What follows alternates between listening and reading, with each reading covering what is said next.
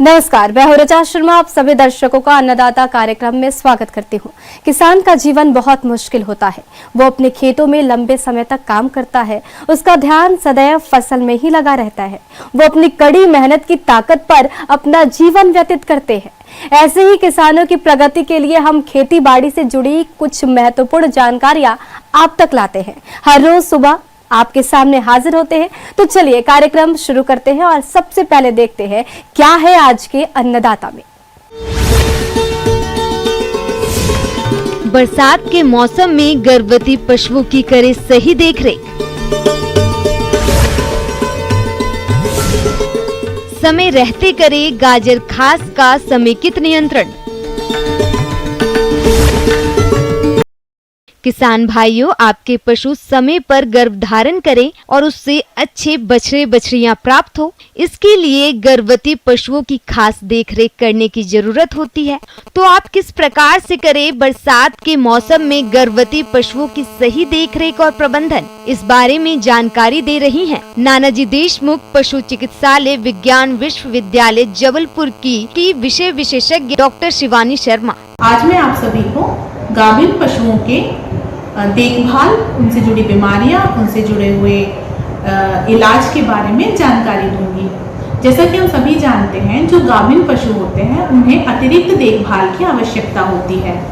सबसे पहले तो ये है कि हम पशु की नेचुरल सर्विस करा रहे हैं या एआई कराते हैं, कुछ भी हम कराते हैं, हमको ध्यान रखना पड़ता है कि हमने किस तारीख को एआई कराई है।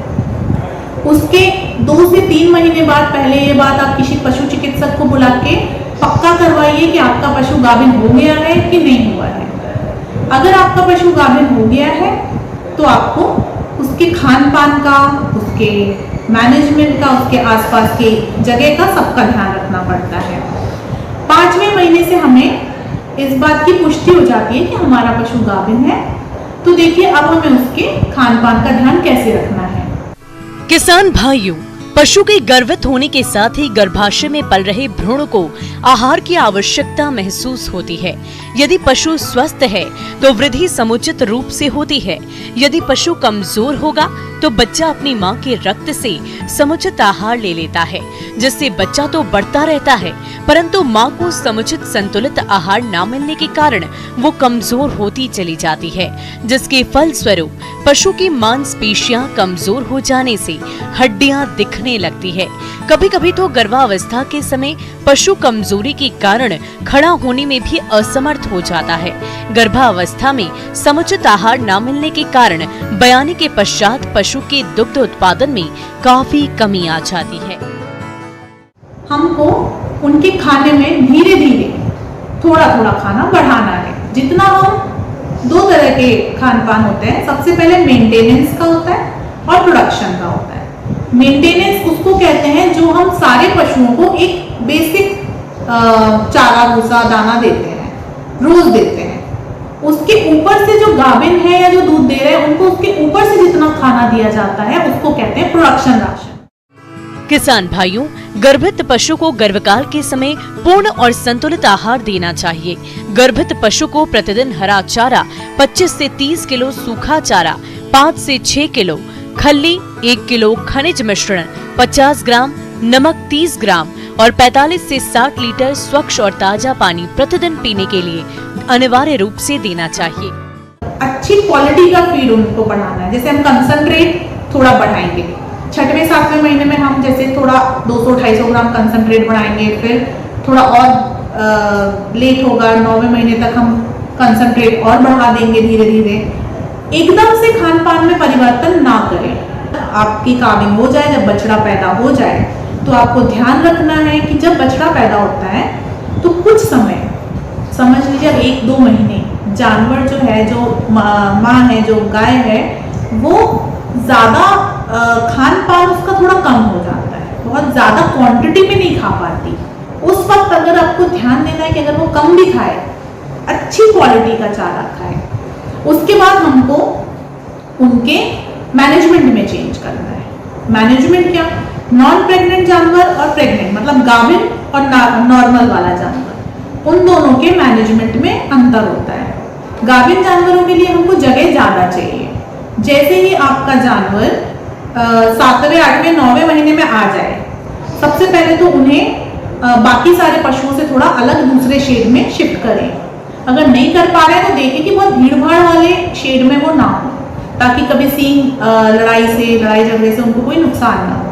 और साथ में ये ध्यान रखें कि जिस भी शेड में आप उसे रख रहे हैं वहाँ एकदम साफ और शुद्ध हो, खाने का प्रोविजन सही हो, कोई भी जानवर बीमार आसपास ना हो।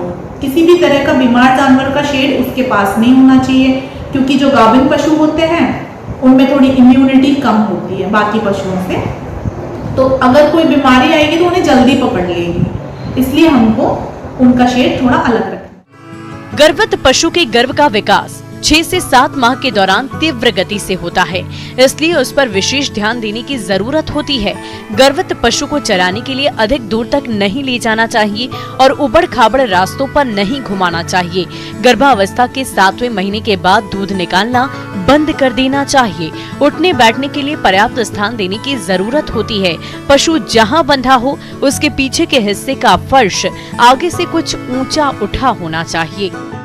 बात और ध्यान रखनी है कि जब वो एकदम एडवांस प्रेगनेंसी, एकदम आखिरी में पहुंचे प्रेगनेंसी के, तो उनके आसपास एक अटेंडेंट पूरे टाइम रहना चाहिए। अगर आप घर में पशु पालन करते हैं तो आप खुद भी थोड़ा अटेंटिव रहें कि कहीं रात में काविंग तो नहीं हो रही, या फिर किसी और टाइमिंग पे, या फिर आपके पशु को कोई समस्या तो नहीं है। और अगर आपका ऑर्गेनाइज्ड फार्म है, आप फार्मिंग करते हैं, तो रात में जो भी शेड में, उस शेड में रात में कोई ना कोई चौकीदार या कोई ना कोई पशुपालक रहना ही चाहिए। जो जानवर के ब्याने की प्रोसेस है, जो काविंग है, वो नॉर्मल है तो बिल्कुल ठीक है, लेकिन अगर आपको लग रहा है कि टाइम ज़्यादा हो गया है और काविंग नहीं हो पा रही, आप तुरंत पशु चिकित्सक को बुलाइए, वो आएंगे और वो काविंग में पूरी मदद करेंगे।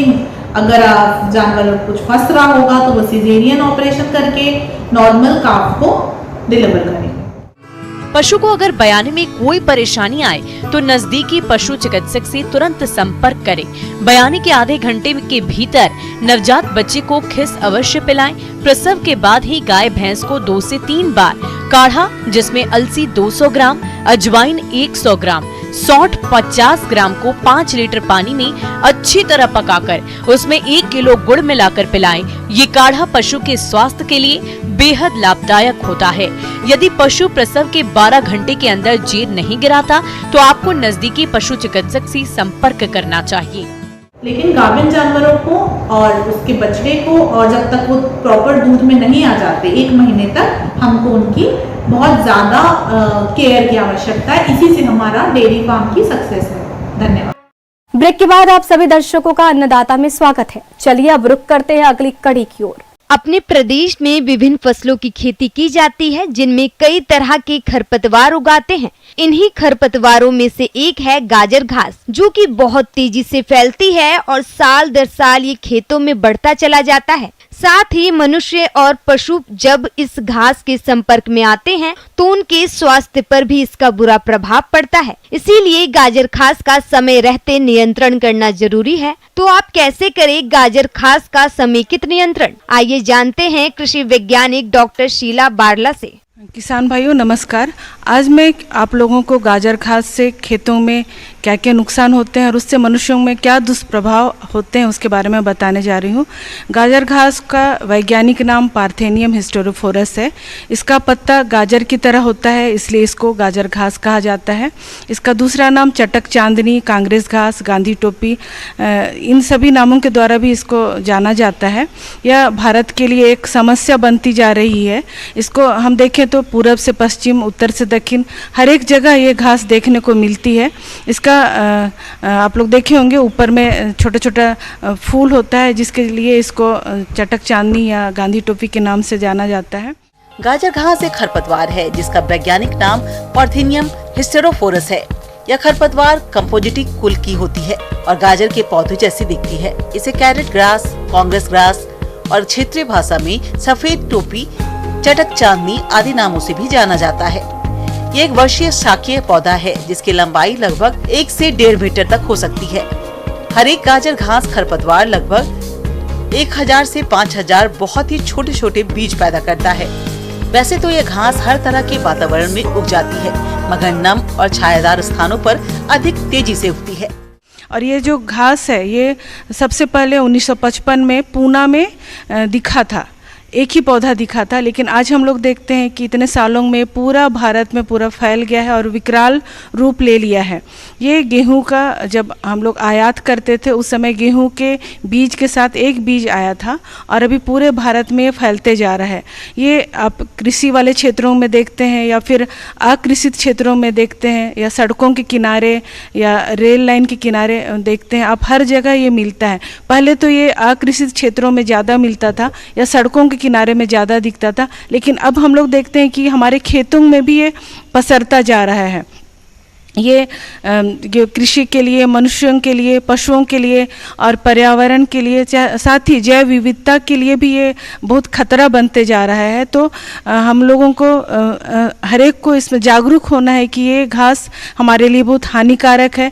इससे मनुष्यों में बहुत सारे दुष्प्रभाव होते हैं, साथ ही ये पशुओं में भी चर्म रोग जैसे रोगों को करते हैं। और जब पशु चरते हैं, इस घास को खा लेते हैं, तो उनके दूध में पार्थेनिन नामक जो विषैला पदार्थ है जो पार्थेनियम से के द्वारा खाने से होता है, वो उनके दूध में आ जाता है और उसके कारण ये मनुष्यों में एलर्जी या चर्म रोग ऐसे बीमारी होने लगता है।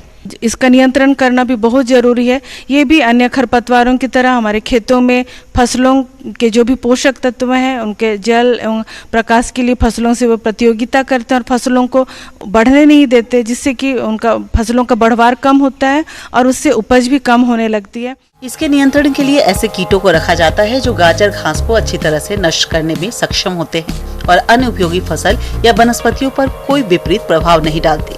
जून से अक्टूबर के प्रथम पखवाड़े में बीटल कीट अधिक सक्रिय रहता है और 1 एकड़ के लिए लगभग 3 से 4 लाख कीटों की आवश्यकता होती है। केशिया, टोरा, गेंदा, ट्रोफेशिया, परपुरिया, जंगली, चलाई जैसे कुछ पौधों की बुवाई मानसून से पहले अप्रैल मई में करने से गाजर घास ग्रसित क्षेत्र का प्रसारण कम होने लगता है। और इसलिए इस घास को नियंत्रित करना चाहिए और कोशिश रहना चाहिए कि फूल आने से पहले ही इस घास का नियंत्रण कर दें, क्योंकि फूल आने से फूल में भी इसमें अंकुरण की काफ़ी क्षमता होती है। वो जब मैच्योर या जब तक पूरी तैयार नहीं होते हैं फिर भी ये फूल अंकुरण हो जाते हैं और एक पौधा से करीब करीब 25,000 पौधे बन सकते हैं। इसलिए यही कारण है कि इतने ज़्यादा मात्रा में फैलते जा रहा है और पूरे गाँवों में, देहातों में या फिर खेतों में भी ये अपना पैर पसार रहा है।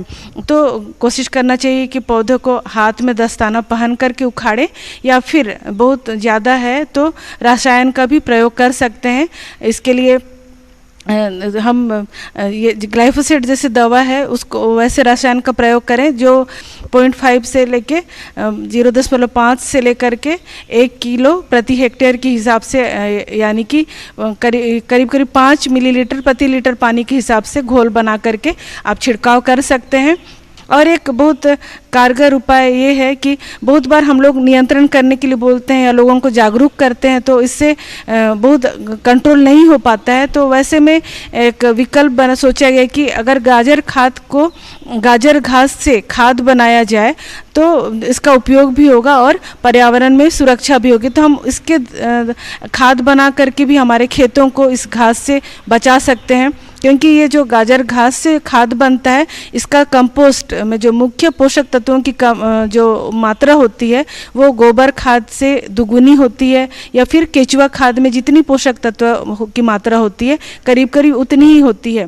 मौसम के अनुसार प्रबंधनों पर ही टिकी है आपकी खेतीबाड़ी, इसलिए मौसम पूर्वानुमान और उस पर आधारित साप्ताहिक कृषि सलाह इस प्रकार है। ग्रामीण कृषि मौसम सेवा, भारत मौसम विज्ञान विभाग, राजमाता विजया राजे सिंधिया कृषि विश्वविद्यालय ग्वालियर द्वारा भेजे गए मौसम पूर्वानुमान रिपोर्ट के आधार पर जिला ग्वालियर और इससे लगे जिलों के किसान भाइयों को सलाह दी जाती है कि आगामी दिनों में घने बादल छाए रहने की संभावना है, हल्की से मध्यम वर्षा होने की संभावना है।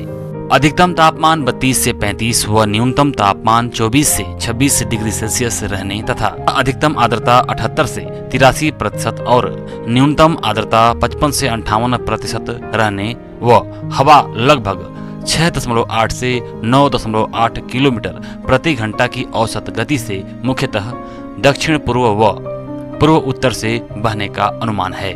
ऐसे में इन क्षेत्रों के किसान भाइयों को सलाह दी जाती है कि मौसम पूर्वानुमान को देखते हुए इस समय खेतों की मेड़बंदी करें और टूटी हुई मेड़ों की मरम्मत का कार्य करें, जिससे वर्षा जल खेतों से बाहर न निकल जाए। धान की रोपाई के लिए इस समय उचित समय है, अतः सिंचाई की उपलब्धता होने पर धान की रोपाई करें। जिन किसानों ने पहले से ही या तो प्री प्लांट इनकॉर्पोरेशन या प्री इमरजेंस हर्बिसाइड्स का उपयोग किया है, उन्हें सलाह दी जाती है कि वे बुआई के 20 से 30 दिनों के बाद डोरा या कुल्पा का उपयोग करके अंतर खेती का उपयोग करें। अरहर फसल में वायु संचार में सुधार और खरपतवारों के प्रबंधन के लिए साफ मौसम के दौरान इंटर कल्चर ऑपरेशन करें। अरहर की फसल में खरपतवार नियंत्रण के लिए इमेज़ाथा पर 1 किलोग्राम दवा प्रति हेक्टेयर की दर से मौसम साफ होने पर छिड़काव करें। उर्द मूंग में खरपतवार नियंत्रण के लिए इमेज़ाथा पर 1 किलोग्राम दवा प्रति हेक्टेयर की दर से मौसम साफ होने पर छिड़काव करें। बाजरा की पहले बोई जा चुकी फसल में इस समय कुरूप करें और नाइट्रोजन की मात्रा दें। मक्के की फसल में तना बेधक प्ररोह मक्खी कीट का प्रकोप दिखाई देने की संभावना है, अतः इसकी रोकथाम के लिए इमामेक्टिन बेंजोएट 5 SG की 200 ग्राम मात्रा प्रति हेक्टेयर अथवा डाइमिथोएट 30 EC दवा की 1 लीटर मात्रा प्रति हेक्टेयर की दर से 600 से 700 लीटर पानी में घोल बनाकर छिड़काव करें। मिर्च और टमाटर की फसल में चुर्रा मुर्रा यानी लीफ कर्ल रोग की संभावना हो सकती है, अतः दिखाई देने पर इसके नियंत्रण के लिए थायोमेथाक्साम 25 DG की 100 ग्राम मात्रा 500 से 600 लीटर पानी में घोल बनाकर प्रति हेक्टेयर की दर से छिड़काव करें। बैंगन की फसल में फल छेदक कीट की संभावना हो सकती है, अतः दिखाई देने पर इसके नियंत्रण के लिए ग्रसित फलों को तोड़कर पहले नष्ट कर दें और अधिक मात्रा में ग्रसित फल दिखाई देने पर स्पाइनोसिड 48 EC दवा की 1 मिलीलीटर मात्रा प्रति 4 लीटर पानी के हिसाब से घोलकर छिड़काव करें। वर्तमान मौसम फलदार वृक्षों जैसे पपीता, आम, अमरूद एवं केला इत्यादि तथा वान की वृक्षों के रोपण के लिए अनुकूल है, अतः किसान भाइयों को सलाह है कि वे इनके रोपण का कार्य शीघ्र पूर्ण करें। इस समय गाभिन भैंस और गायों को परजीवियों से बचाव के लिए डिवर्मिंग यानी पेट के कीड़े मारने वाली दवाई फेर्मेंडाजोल 1 ग्राम दवा 100 किलोग्राम शरीर भार की दर से चिकित्सक की सलाह से खिलाएं।